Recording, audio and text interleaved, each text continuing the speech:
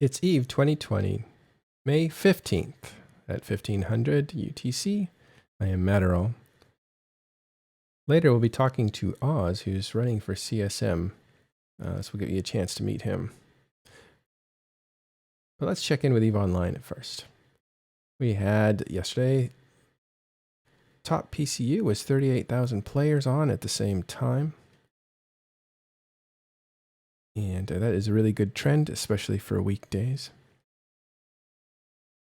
Statistics and most violent regions in the last 24 hours for 0-0. See a huge fight there in Cache, or Cache, whatever you want to call it.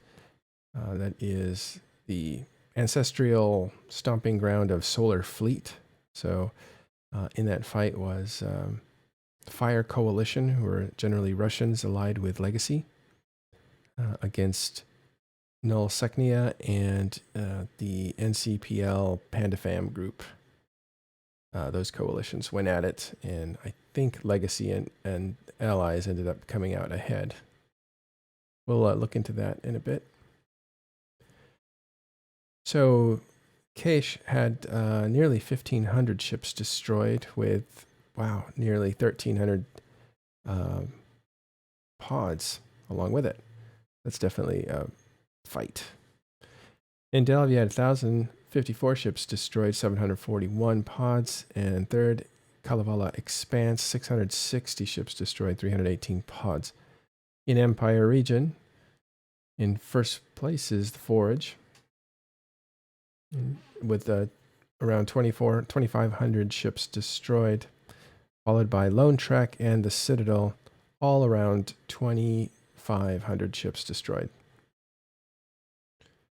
No surprises there. Most violent actual systems in Cache, the battle appears to be in YE1 TAC. That's where 1,397 ships were destroyed. And the system busiest in Delve is KTAC 6. And those are the top two in the last 24 hours, top two systems in Null. Going to HiSec to see what the systems are. Well, you have Jita Niarja. Somebody corrected me on that. Was that you, Z-Master? I think it was. Yeah, that was me. Niarja. Niarja.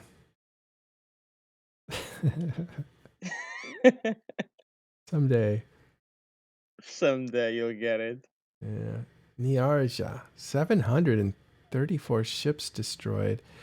But it's in second place because Jita, which only had 471 ships destroyed, had 600 pods destroyed. That is unusual.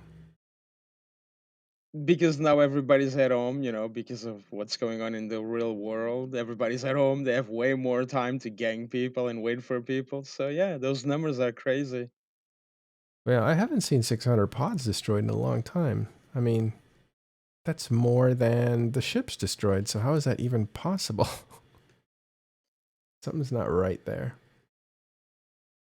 You'd be surprised how many people actually travel in a pod. Like, they don't even dock up to pull a rookie ship or anything.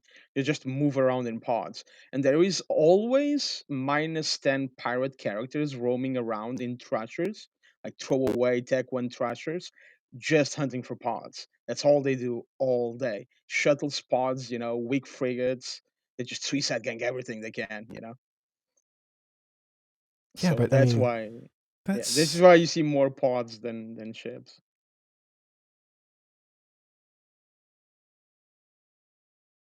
I'm going to turn your volume up there. Okay. More pods than ships destroyed in Jita sounds very strange. Let me see. Pirat going to work in Jita.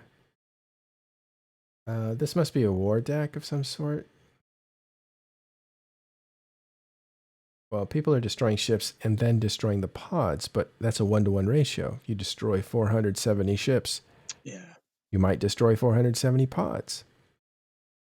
But they destroyed 600 pods.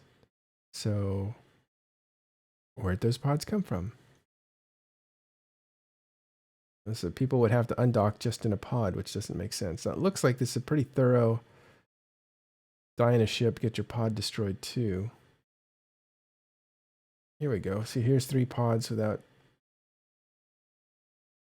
Yeah, it might have been just pods undocking. Suicide travel. Suicide trap? Travel. Traveling. Yeah.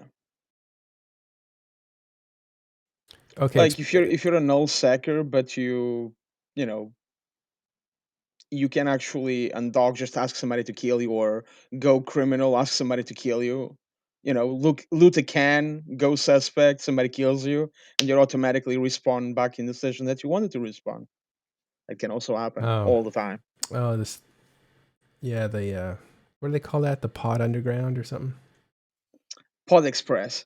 Pod Express, yeah. Yeah, Pod Express. So what our friend Jurgen was saying was that you basically undock and self-destruct. Your pod explodes. Your in the game, your memory gets transferred to your next clone, wherever that is. That's your home station that you designate, and so you can go far away just by suicide cloning. But I don't see evidence of that here, unless people are just timing it and doing it over a period of many hours.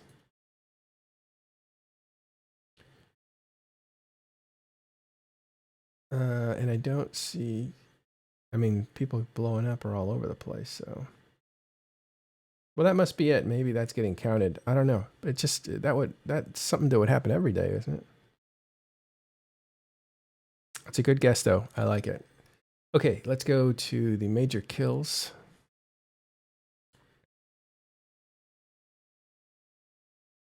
Everything over 5 billion. Ooh, it looks like somebody got taken out in a pod. I like looking at these. We'll check that out first. So this is Unreal Alliance, and he had high-grade Nirvanas on.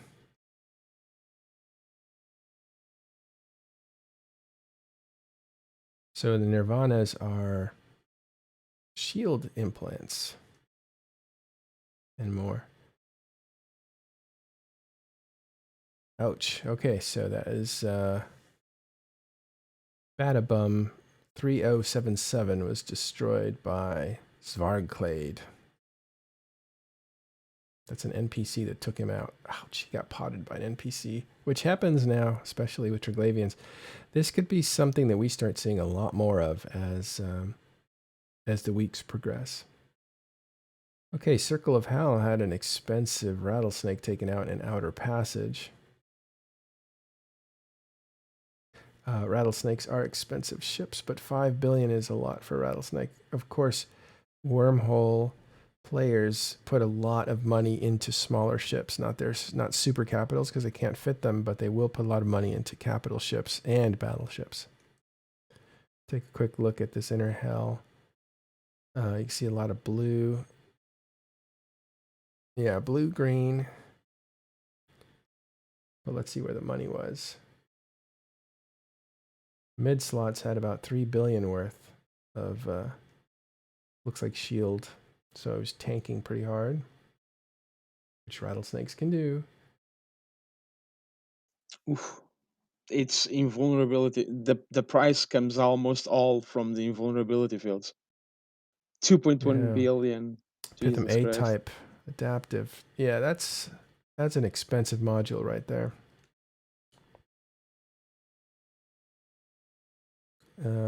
You can see it's used clearly in Caldari ships because they're shield based.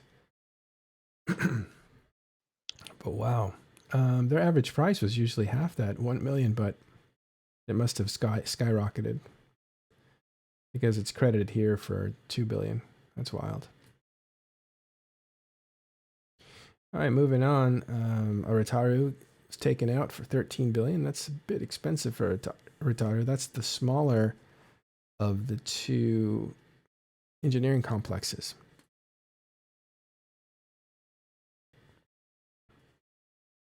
So let's see what they had in there.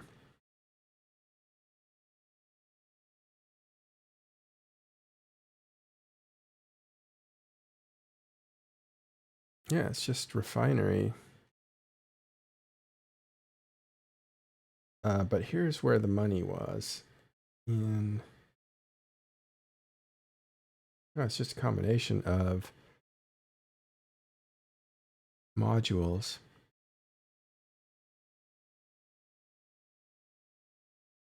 Worth 11 billion. Am I crazy, or is that an awful lot? Anyway, that belonged to let's have Kex. Let's have Kex. I wonder what Kex is. Is that a cereal? I Right. have no idea. No, I'm pronouncing the hard C, not the soft C, so that's why I'm playing around with that. All right, Wait, there's a pod with. Oh no, never mind. That's a Triglavian system. You got killed by Trigs. yeah. I saw that. That's so funny. When you get killed by a Triglavian or you die in a Triglavian system, your pod changes it to triangle people speak language, whatever. Yeah, they're like, take that. It's really funny. Okay, so inside of Arton, which is actually a historic system, Arton is very dangerous. It is on the verge of Providence, and it's a station that a lot of people get killed in, especially freighters, because the gates are behind the only station in there. So if you're in the NPC station and you undock, you have to do a full 180 and then warp away, which gives people a chance to destroy you before you can turn around, especially in slower ships like a freighter. I actually. Yeah. Sorry, go on. No, what were you going to say? I actually know the people that camped that system, and because they used to live in Providence, and then they left, and then they went back, and then they left again. Whatever, doesn't matter. But they intentionally set sell orders in Arton, like the cheapest of all the marketing domain. So it pulls people to go there, and especially the people that don't know about this trick, right? So they see, oh, this model is really cheap on the market. Let me go to Arton and get it. And then when they undock from the station, they realize, oops, the Stargate is behind. And then they don't. And then because they don't have a preemptive instant undock created in that system, they get wrecked by the people camping it. Obviously, Right. Now, you would think that once you undock, you would simply just select the NPC station and dock back up again. But they ensure you that you can't because? Yeah, this station, it's because of the station model. This station model, when you undock, it's the undock space, it's like 1,000 meters literally. When you undock, you just fly a tiny little bit and you're outside of the docking range already. It's really, really, really small. So CCP actually should fix that, to be honest. But Yeah. it's so funny. It's an historical thing, like you said, Yeah. I think that's similar to what a kick-out station used to be. Yeah. So that still is a thing, and essentially you undock and you have velocity, and within seconds you're beyond the docking range of that, so you're kicked out. That's what a kick-out station was, and those were terrifying for capital pilots and Rorqual pilots and anybody, because you were vulnerable and unable to get back to shore before you're eaten up by the sharks. By the sharks. That's kind of, I just scared myself thinking of that. Okay. But what these guys do to ensure that you're kicked out is they ram you from behind. As soon as you undock, they undock a dreadnought, and the dreadnought just smashes your ship out even further. And at that point, you're targeted and destroyed.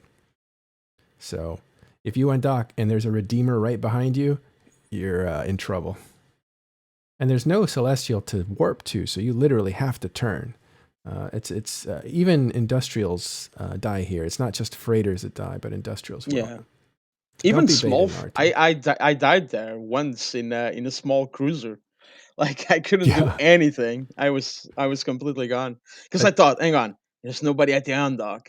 There's nothing on this scan. Let me dock up really quick and then undock. I did it, docked up really quick, and as I undock, show up a big ass battleship behind me. Boing, ping pong, goodbye, and then I died. Obviously, I think everybody dies in Arton one time, and then they're like, "Oh, I'm never going back."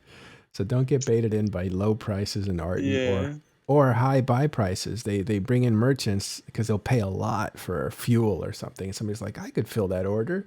They jump in there, sell it, and then on their way out, they get popped and lose their freighter. Yeah, so let's look at Arton actually real quick. Yeah, closer look reveals a lot of industrials get killed here. Also cruisers, looks like. You can see there's a large share of... here we have an Ark that got killed not that long ago. Yeah, and as you can see, it's mostly industrials, and just people people that don't pay attention really, because they Yeah. think, oh, I'm gonna look the market for the item that I need, and then they oh, Arton is really cheap. It's really cheap. Let me go there. And The other once thing, they get there, and then they realize it was a trap all along. yeah, the one thing I heard is it's alts of Providence. Like they're not allowed to do stuff like that in Yeah, Providence, so they do it in Arton, which yeah. kind of makes me not want to cheer for Providence, right? Yeah, well, Provi players, because they have the whole NRDS rules that they never. So you never start a fight as an RDS. Not red, don't shoot. You never start a fight. You're supposed to be a pacifist, but you can defend yourself when the enemy attacks. That's the whole thing of Providence. That's the whole thing of not red, don't shoot, and RDS. So because that happens, because they cannot start fights with their main characters that are related with Providence, they have alt characters that they use to do this kind of Eve mechanics that usually they wouldn't do with their main characters. So, for example, I used to live in Providence, but I had my you know Gallant faction war felt that I wasn't supposed to have, or the Spectre Fleet Bombers Bar alt character that I wasn't supposed to have either, right? But because that was the only way for me and anyone that lives in Providence, that was the only way for those kind of players to do those activities without actually interfering with Providence and RDS and CVA rules in the process. Yeah. Okay, so we just saw a Bustard, and that's a deep space transport from Caldari. And these things got a visual remake, like the model got changed. It used to look like a twisted up stork. Now it's gorgeous. It's a beautiful freighter looking thing. Completely new design came in a few weeks ago. And I think there's a skin that just makes it a sensational. It's the best looking ship in EVE Online, in my opinion. And that is the Caldari Industrials. Just are gorgeous now. With, I think it's Frostbird or Ghostbird or something. That skin is amazing on these things. And it's also, it turns out it's a very expensive skin, but for me, it's worth it. It's one of the only skins that I bought to actually look at the ship in that way. It's a kind of a white skin. It looks beautiful. White and dark blue. Okay, and this one got picked off. It had about 5 billion in materials in its cargo, and it just got snagged by, I think it was Pen Is. Yeah, Pen Is got it in, where did this get taken out? Citadel, so it was ganked. Okay, finally a Fortizar went down in J space in 224754. That serial number means something to somebody. These wormhole guys have those memorized, so that means something. But it's just a serial number to me. But that was destroyed. It belonged to the Shepherds. The name of the group that destroyed it is Shut Up, I'm Trying. That is a funny name. Okay, that's it for the kills. Well, actually, let's go back to something that happened yesterday that we covered, but only briefly. And that was this. We'll cover it again because there was more information afterwards. When we first saw this, it had just happened a few minutes before. There was a Charon, a freighter that was destroyed that belonged to Pandemic Horde, but it was destroyed by Pandemic Horde, and that was confusing. Well, it turns out this freighter was being piloted by a Goon Swarm member. It's assumed that it was the FCJ Amazingness. That's who I would assume was doing it, or someone like Tuzzy, because he does a lot of logistics. But it was a high-ranking Goon Swarm member, And it was important to pilot this ship because it was carrying a Keepstar. As you can see down here, this 185 billion ISK Keepstar, which is their build cost. They actually sell for more than that. Was destroyed along with the freighter. It did not drop. As you can see, it's in red there. The number 1 is in red. So the quantity 1 of a Keepstar blew up in space along with this freighter. And along with that pilot, that if we look at related, wow. I guess they dropped a bunch on it. Well, as they say, already replaced, right? Here's the let's see, one of the pods. I think it was, we looked at it yesterday. It was about a 5 or 6 billion ISK pod because it had speed implants in it so that it could get this thing mobile as quickly as possible. But it didn't work out. It got sniffed out by Vanguard, who are the elite special interest group in Horde. And they were onto it as the plan, or they stumbled upon it, or something happened, but they caught this Keepstar being unanchored, put into this freighter, and they tried to escort it out. But there was no place for this thing to go. All other structures for Goon Swarm were destroyed. So the question is, why would they take down this Keepstar in Pureblind? And I think it's got to do, only they know, but I assume a lot of groups are taking down structures that are not going to be fully used because of the changes that are coming on the 26th, where if they don't fuel them, or if the structure isn't drawing fuel for whatever reason, it ends up becoming abandoned, and then it will easily be destroyed and drop all the stuff that's inside of it. So that may be why they're cleaning up all their structures, and this one couldn't make it out, so it was destroyed. Congratulations to Vanguard on that kill.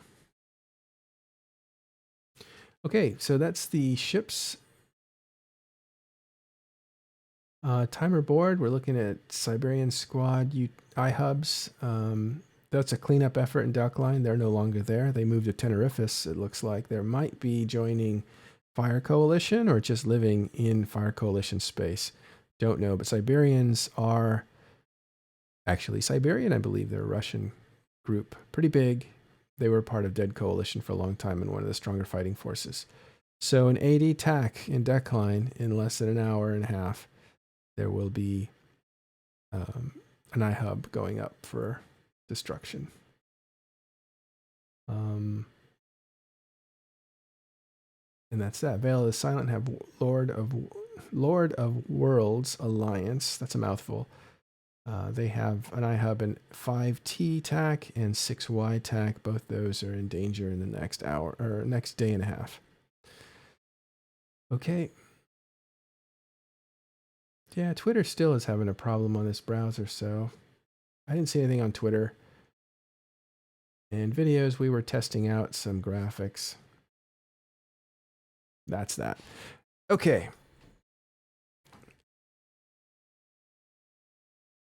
Let's transition over to a friend. This is the Oz, and he is running for CSM. I'm going to let him talk about his thoughts and his background so that you can consider him for CSM. Hell of a nice guy. How you doing, the Oz? Yeah, hey guys. Hey Meryl. Hey. The Oz, 39, currently living in Germany. And for those who don't know me, I joined EVE in 2004. At that time, I was already out of college and working in financial analysis in Texas, of all places. And background, I was immediately fascinated by the player economy, as many of us were, I think, in the game and the in-depth market trading. So I started building spreadsheets to got an advantage over others, and absolutely fell in love with this game. Since 2004, I've taken a bunch of breaks, some longer, some shorter. But I guess when people ask me what's your favorite game, I always it just grabbed me and didn't really let me go. I think a lot of you can relate. Yeah. What's the actual name of your character? So that's a little bit complicated because I originally in 2004 I started playing on my main account, and the account character is Oz Isaacs. But I'm running under the name The Oz, which is my streaming character, because what I started at the beginning of the year was basically started a new chapter in my EVE career and started streaming on Twitch. I heard a lot of people saying that you can't make money as a so what I did was at that time I'd been you can do what you can do in abyssal space and in market trading, and so I knew it's very easy to make a lot of money. So I started a stream under the name The Oz, my nickname in game. And the Twitch handle is Oz_Eve. And so we took that account to 2.5 billion ISK in the first month from absolute scratch, 5 billion in the second, and now we're basically still going because we're chatting about markets and helping each other, and it's just a great community. So to answer your question, I'm running under The Oz because it's my public profile and it's the name that most people know me under. Got it. So I because the feedback was so good on in the Twitch community, I started doing a couple of things. So I started sharing my spreadsheet with the community, which, by the way, no trader ever does because nobody wants to give up that advantage. So right. you can download my spreadsheet template. I created a YouTube guide to help Alpha Station trade, and and just that community has been so much fun. And so when the CSM announcement came around, I thought, hey, why not? I'm very involved in the community now. I participate in a lot of Discord servers of all kind. I have a vested interest in attracting new players to the game because I think that's the only way we can ensure the future for this game we all love. And I think the CSM could use a market dude like me. I mean, Steve is leaving, and I don't know who else is really a hardcore trader. And then to be completely honest, I also saw a bit of a lack of maybe effort or professionalism in the other campaigns. Once I including some of the people that were already elected to the CSM in the past years, and I think that reflected a little bit of a lack of appreciation towards the EVE community. So I wanted to do better than that, and I started by putting a campaign video together. I launched that 10 days ago, so not last minute. I came prepared, and that video summarizes why people should vote for me. And I want to continue that today by coming on here and meeting all the people that don't know me yet. So here we are. All right. So market trading. Somebody writes here, this is a big market guy, and he is a market person, but he's not necessarily like a day trader. There's a difference between market people. It's not just one type of marketeer. So like Z Master here he's a day trader, or was. I don't know if he still does it. Whereas people like Caleb character is more of a theorist about economy. You have people like Dirk McGurk who are actual, have actual Wall Street experience and understand finance. And then there are people that like Aerith or even myself that look at the game and predict trends and put money towards that. We're not in the same class. Oh, absolutely, right. Yeah. So my intention was not to. No. Sorry. This is not a criticism. This is just explaining to people there's like a lot of variation in this type of gameplay. It's not just one type of sub gameplay. So what type Correct. are you, or are you multiple types? So something I left out in my intro is I spend a lot of time in wormholes. So when I'm not station trading in one of the trade hubs, I spend a lot of time in wormholes where I do a little bit of manufacturing. But I wouldn't consider myself an industrialist. There are people out there that know a lot more about industry and Eve. I am definitely the investment and day trading guy. As you know, that guide that you pulled up in the background illustrates. I do short-term and long-term investing. I look at the Eve ecosystem. I look at ISK faucets, ISK sinks, inflation. So I look at the Eve economy, and I try to predict what patches do to the market. And I do then large-scale investments and try to make money that way. And you know, one thing I always think is funny is because a lot of people that approach the game in a PvP sense, which obviously is totally fine, and most people do, I think. I often hear them say that, you know, oh, making ISK is not an end, you know, it's only a means. But you know, for some people, it is, because I like playing economic simulations as well. And to me, making a lot of ISK is absolutely one of the most satisfying things to do in Eve.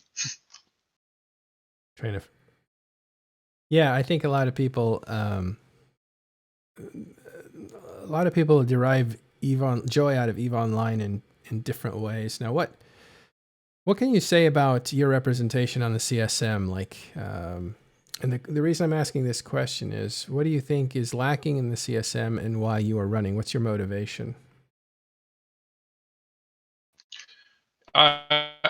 I think the biggest motivation is once I got involved in the community and got to know the characters and listen to pretty much every show and podcast that exists. I don't like the fact that, you know, an overwhelming majority of the CSM, they are representing a big alliance. I would like to see somebody on there that that looks at the Eve ecosystem and understands how the different factors play. Saying that nobody on the CSM can, but they also look at it through the eyes of their alliance, possibly. And I would like somebody independent to look at that, because I think the biggest issue we have today in Eve is that we don't have regional resource scarcity anymore. And that is killing off all natural and logical and immersive reasons for conflict. So I think that we have to bring back that that regional scarcity to make the game more enjoyable again, to have natural reasons for conflict. Because I think most people would agree that we hate nothing more than people fighting over stupid reasons and not resources or storylines or something like that. Yeah, they are going in that direction, though, right? I mean, are you looking at the work? Absolutely. Yeah. What can you say about that? The work that Ratati's doing, CCP Ratati, and so I think what CCP Ratati and his team are doing, it seems like they are definitely moving into that direction. I love the fact that they're doing a scarcity phase right now. I am just afraid that they will not follow it through, because I have seen, you know, while we have seen a lot of good content out of it lately. I mean, I like Abyssal content. I like some of the market changes that affected me a lot, but I really like what they've done there. I tip my hat to that. Mm-hmm. But we have also seen a lot of initiatives coming out of CCP that that died halfway, or didn't see through the end. And I am afraid that this is again something that will take months, maybe a year to go through. And I want to make sure that me or somebody else is on the CSM to see that through, and to make sure that the player opinions are heard. Because I also, some of the actions that CCP have done in the past years have also led me to believe that sometimes they seem to misinterpret what we as a community think or do.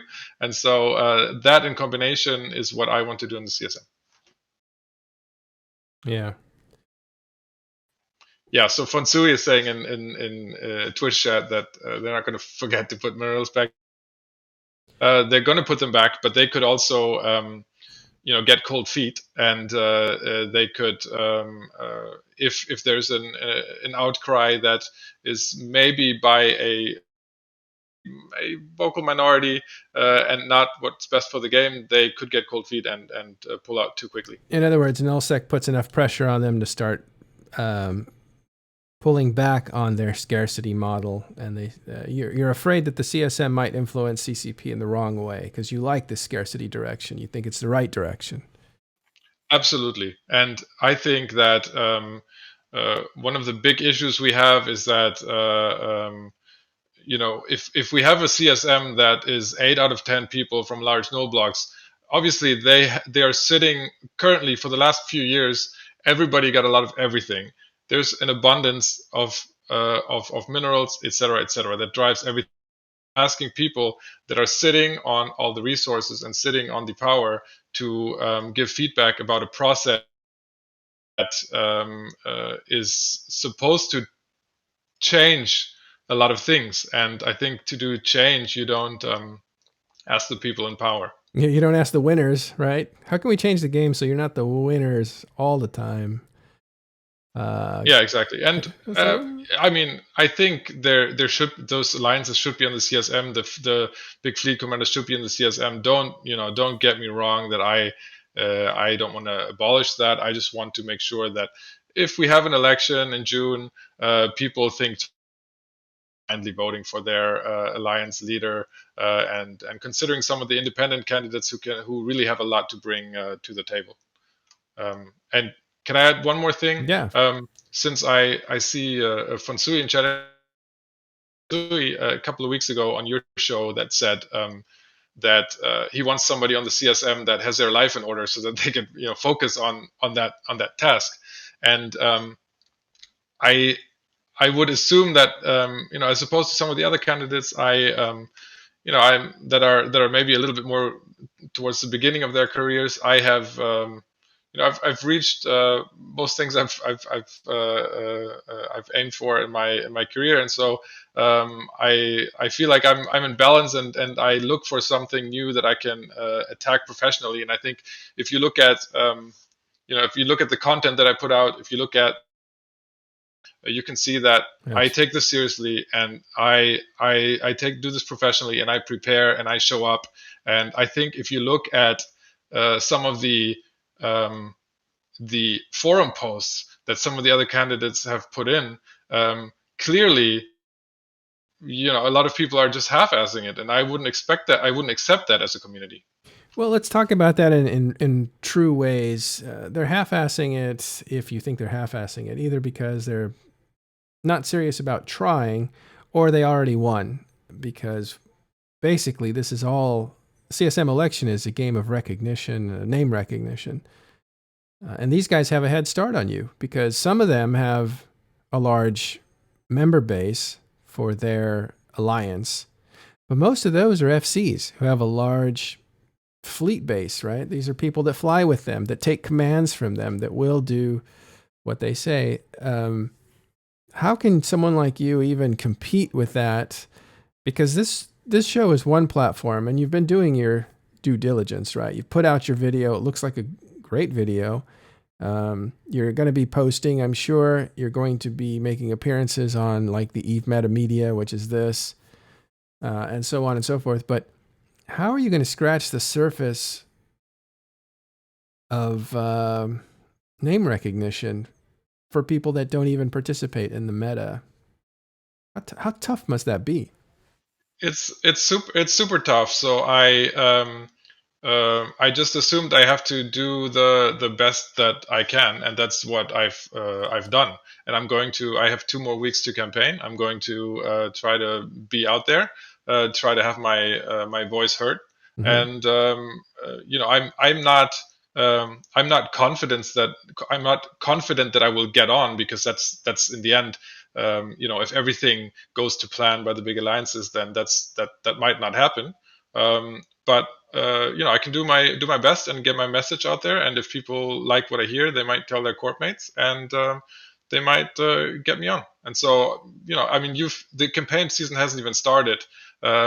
And I would argue that besides maybe Brisk, at least I've put out the most content, and I've drummed around. So I'm getting good feedback. So that's all I can do. Yeah. Well, maybe Talking Stations should put together a ticket and start picking some of these guys that are worth a look, as an alternative to all the other ticket making that happens. Haven't decided not to, but normally we try to stay out of CSM because everybody that's not on our list will not want to associate with us. And we've already had trouble last year with people saying like, they're not really nullsec friendly. So, I mean, we only have Shadu and Mr. V coming on next weekend. We only had UAX and Grath on last weekend, but for some reason we're not null friendly. It's kind of funny. But it wants, because I think of the CSM as a player representative group. You want players that represent you, and not just your team in the game, not your tribe in the game. I mean, think about it. Why are you putting people at the table to discuss features of the game? Because you flew in their fleet? Because you like their sense of humor? Like, what are you really after? If you're going to vote for CSM, take it seriously. It's representation about the game's direction. And if you want more pew-pew and video game stuff, that's fine. Elect people that are going to, work on that kind of stuff.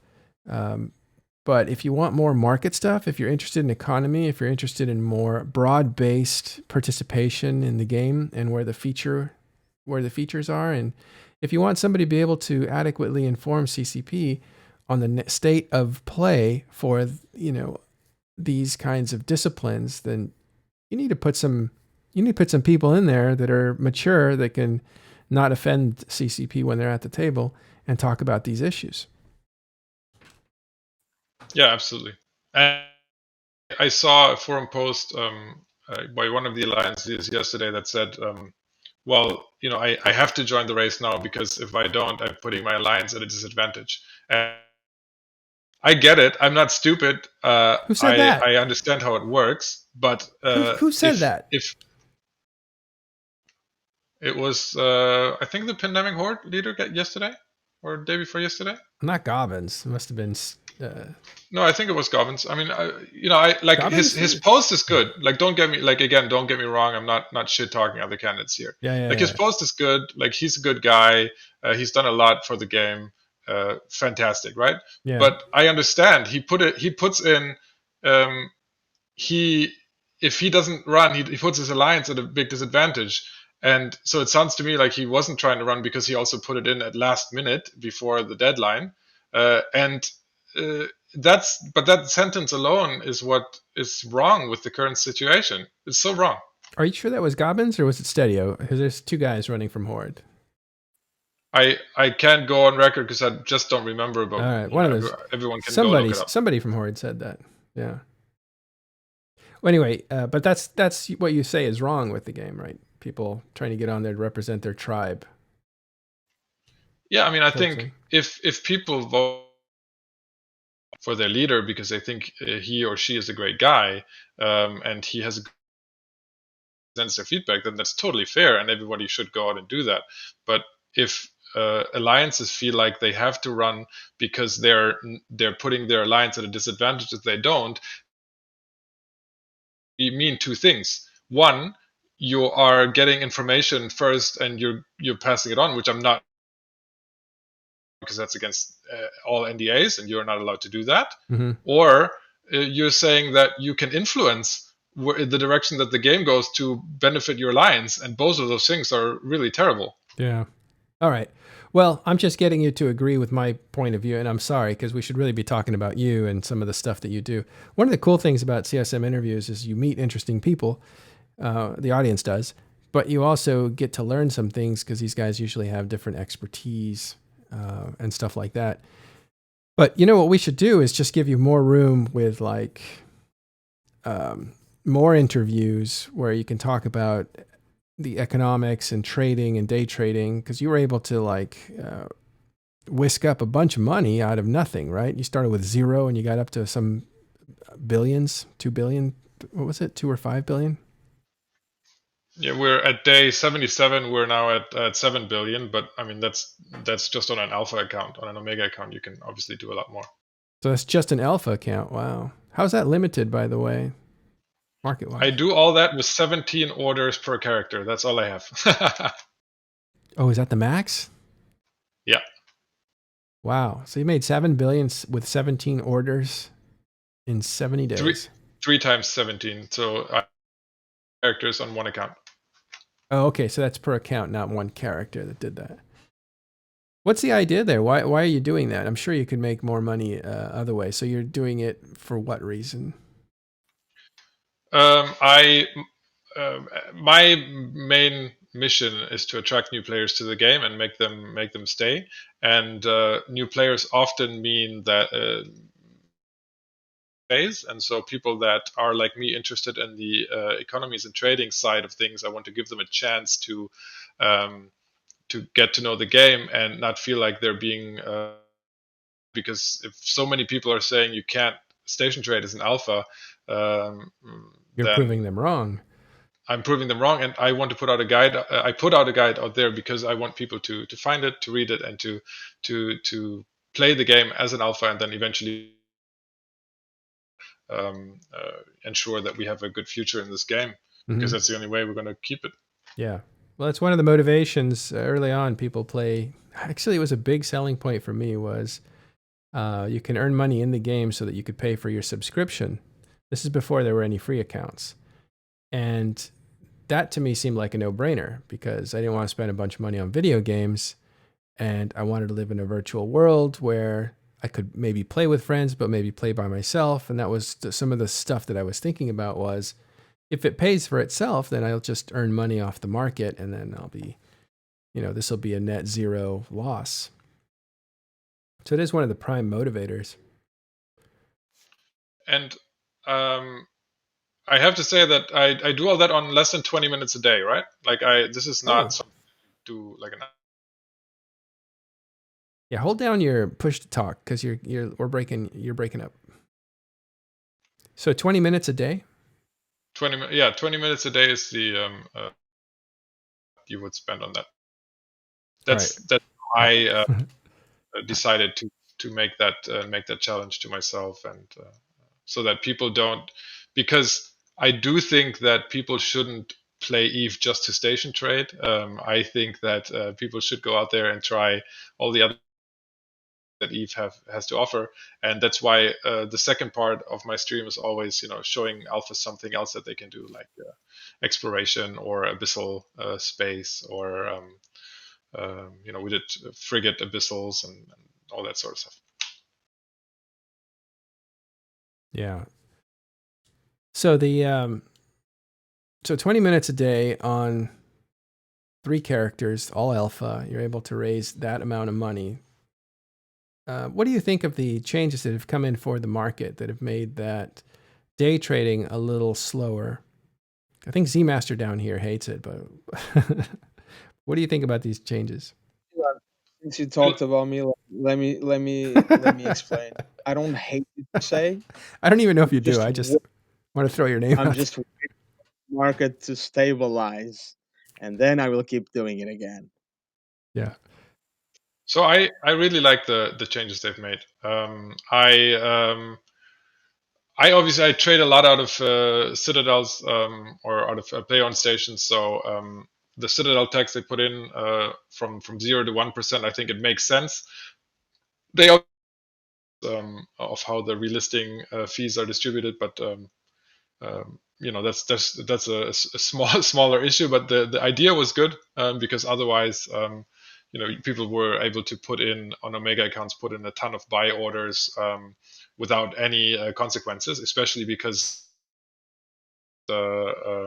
leverage your investments because you didn't have to put 100% escrow in. That's the second change they did, 100% escrow. Not sure how I feel about that. I mean, they only did that to combat a pretty common scam that was going on. So I think it's good because it's killed that scam. But you now have to have all the billions that some cash in the account. So that severely limits doing that. I would have been a lot more successful in my alpha challenge if I didn't have the 100% escrow, because you can't leverage anymore. And then you have that relisting. And the relisting fee is great for people that know what they're doing, because you can't just sit at your computer and update your orders every 5 minutes. One, because we have the 0.01 isking gone, because you can only update to the 4th digit. So that's great, because that's terrible behavior, and it's bot-like behavior. I think we lost your sound there. What happened? It's Sorry. connection lag. Whatever you have going on in the background, turn it off. It's using too much internet and you're lagging all the time. You're breaking up all the time. That's Oh, sorry. Oh, was it just me? Okay. You know what? It was my cord. So typically, I have an amazing internet connection, because I stream in 1080p from here, right? So I don't know, but So I really like the fees. They benefited those that know what they're doing, and so I think most of them were fantastic. All right. Z Master, do you have any questions? Yeah. I'll be You right said that. Oh my god, I lost it. You said something that triggered me a little bit, but I didn't want to press my push to talk. All right. So you talked about the day trading aspect of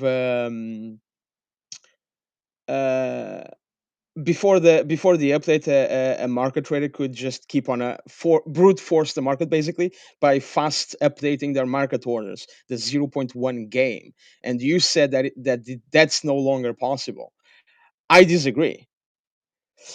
I'm going to explain why I disagree. Because before the update, basically, I set 1,000 units buy order, and then somebody updates their order on top of mine, and then I come along and 0.1 my order on top of him. But we can no longer do that. Now, note, I said 1,000 units of an item. Now the change is you no longer make 1,000 units in a buy order, because that is very stupid. But what you do instead is 20 units of a buy order. And then somebody comes along, puts his order on top of you, and you make another buy order of 20 units, and so on, rinse and repeat. Now, I do agree with you. Another thing that I disagree with you is the margin trade skill.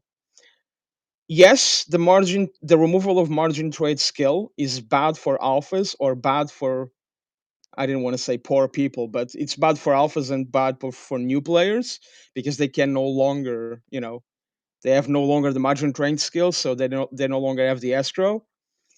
You're right about that, but in a sense of like talking in the game in general, in a global sense, overall, that's actually a very good change, because a trade scam, right?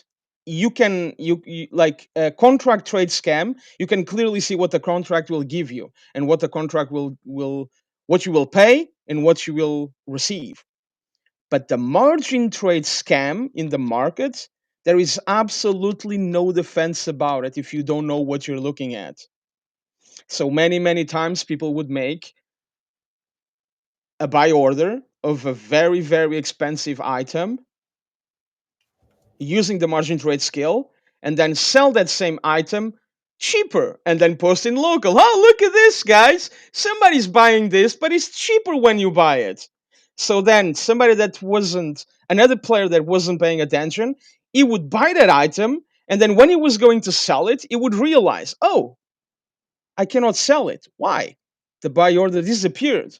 Why? Because the person used the margin trade skill to set that buy order. So, and then the person would get scammed in that sense, right? Because he couldn't sell the item anymore, so he had to keep it. An item that probably costs 3 million, but he bought it for like 100 million.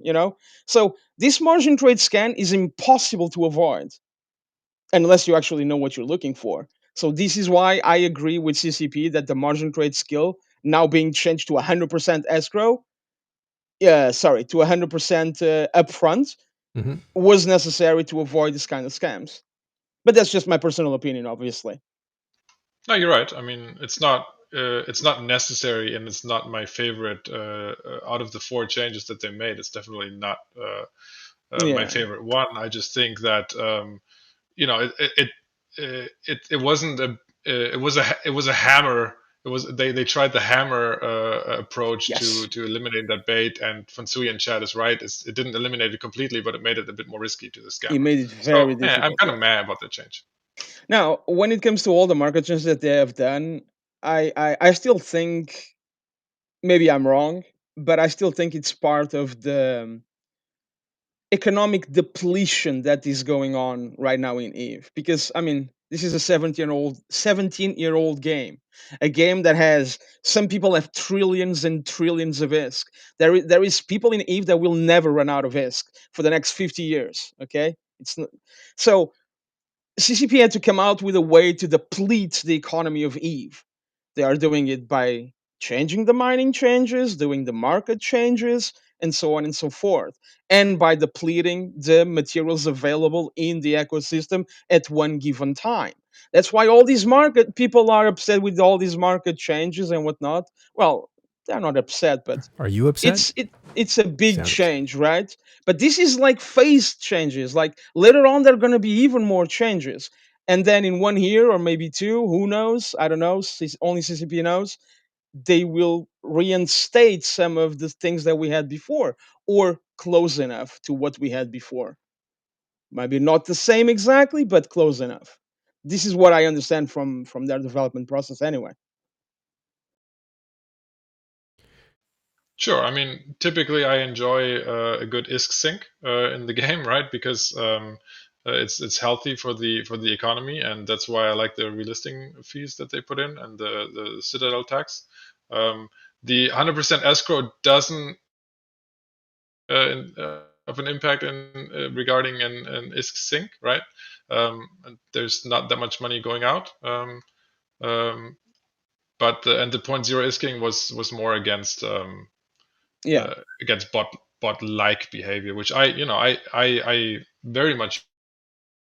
I'm just not doing it anymore, so I'm enjoying my free time that I can use to play other things. Funny enough, I'm the opposite, because before I could actually pretty much AFK all day, and every so often I would update my orders on top, no problem. But because now you can no longer update your orders, because you're going to pay a broker fees every single time, and it's going to be incremented every single time you update the same order. So now you actually have to pay more attention to what's in the market. Now, if you want to still have the same level of income as before, or you need to trade on many more different items, which I didn't do before, because before I was trading, for example, I was trading 100 different items, but I was trading in big quantities of those specific items, right? And now the way to trade, the way that I understand anyway, it's the total opposite. You got to do a lot of different items, but really small quantities.